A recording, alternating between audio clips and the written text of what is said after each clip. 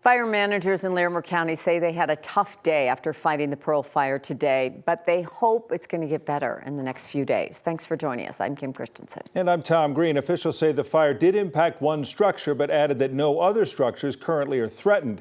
9 News reporter Ria Jha is back on the fire line again in Larimer County. She has the latest. And Ria, investigators revealed more about who may have started this fire. Right, and that small structure you mentioned, the sheriff described as an outbuilding. He did confirm that that outbuilding was the only structure that exists in the entire burn area. He also confirmed that it was the property owner who started the fire, but other than that, there was no other information revealed. He said it was because of the ongoing investigation. Following the evidence, and we've sent some things into the lab for analysis. Our investigators are still doing their work. We have talked to the individual, like I said yesterday, but we're making sure that our evidence is going to take us down the same pathway as a story that we've been given before we come out and say, here's what we believe happened.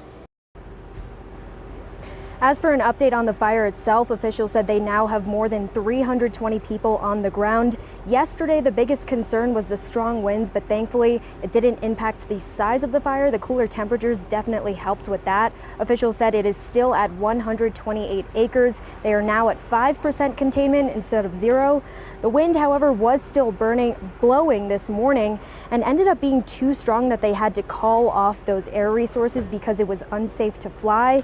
Mandatory and voluntary evacuation areas have not changed since last night, and protecting those homes near the area is the #1 priority. Crews have been using heavy equipment to secure the fire line. The sheriff said they are hesitant to let people back into their homes because of that wind. We did watch the fire officials send a helicopter to try put in more resources, but they had to bring it back because that wind was just too windy at that point and unsafe to fly. They did say that ground resources would be going throughout the afternoon and into the night to contain this fire. Reporting live in Larimer County, Ria Jha, 9 News. Still very much a dynamic situation. Thanks, Ria. So let's talk about the weather with Weather Impact Team meteorologist Lauren Robinson. Lauren? Yeah, well, we're watching those winds die down as we go through the rest of the evening, but off to the west, it is still a little gusty in spots with those winds blowing between 20 to 30 miles per hour across the foothills and into the high country. The Front Range and Eastern Plains pretty calm as we go throughout the rest of our Wednesday evening. Now, in addition to that, we're going to be pretty dry. We're also going to be pretty clear. So what this means, all of this added together, is that our overnight temperatures will drop pretty cool. So with the clear skies and the light winds across the Front Range, that's going to add to a lot of diurnal cooling, which means we're going to see those overnight lows dropping into the upper 40s by early tomorrow morning. But we do still have several hours left until that happens. So if you're planning out the rest of your Wednesday afternoon, we still have some 80s left. We're in the 70s by around dinner time. By the time you're going to bed for the evening, we're in the 60s, and then we'll hit those 40s by early tomorrow morning. I'll have details on all of that, plus your wet weekend ahead. All of that after the break. Jefferson County deputies say a man was tortured by several men over a period of 14 hours at a home near Sims and 285 earlier this week. Deputies say that man was eventually taken to the hospital by someone who wasn't involved in the torture.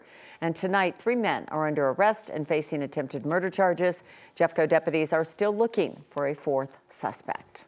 US 40 in Broward County remains closed tonight, and these pictures certainly explain why. A rock slide this morning sending these giant boulders tumbling down into the roadway. It's all about 10 miles west of Steamboat. CDOT said this afternoon that the roadway will be safe for travel and will reopen when cleanup is finished. I concluded that the defendant would be legally sane at the time of the offenses on March 22nd, 2021. That testimony late this afternoon closed the prosecution's case against the man who killed 10 people at Boulder King Soopers. To find him guilty, the jury will have to agree with that doctor. The shooter pleaded not guilty by reason of insanity. Defense attorneys called family members and doctors who all say that he exhibited signs of serious mental illness.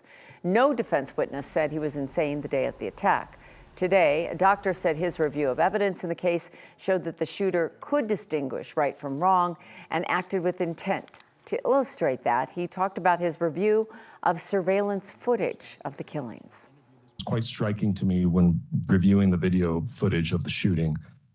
There were times where the defendant appeared to have wounded a victim. You could tell that that victim still was alive and that there was a chance that that victim may have survived the attack. In all of those cases, the defendant proceeded to follow up and fire additional shots or deliver coup de grace. often shooting them in the head or shooting them multiple times, ensuring that they would die. The jury gets the day off tomorrow and is due back in court at 8 a.m. on Friday to hear their instructions and closing arguments. Those arguments are likely to last into the early afternoon.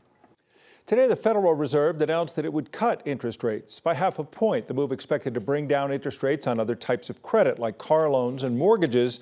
The move is a pivot for the Fed. It raised interest rates rapidly last year, trying to fight inflation. That was a plan that worked. Inflation now at 2.5%, which is down from a peak of about 9% 2 years ago. Fed leaders today saying they anticipate more interest rate cuts over the next 2 years.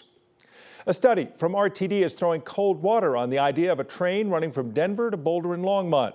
The study says it would cost $650 million to build the rail line, and only 1,000 people would use it per day. The study comes as RTD weighs its options to build the long-delayed rail line to Boulder. One option would mean a new tax district for hundreds of thousands of Coloradans. RTD leaders will discuss those proposals at a meeting tonight.